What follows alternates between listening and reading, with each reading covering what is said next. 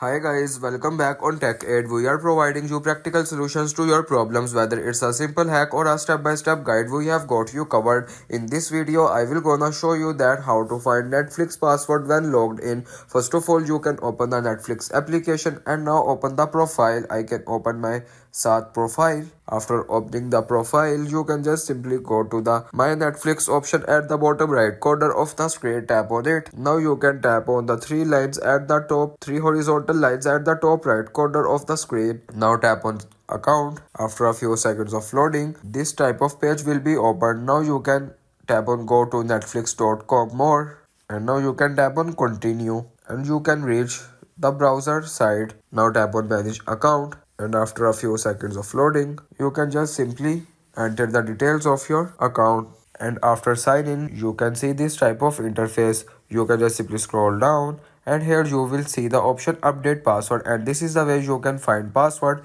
when logged in.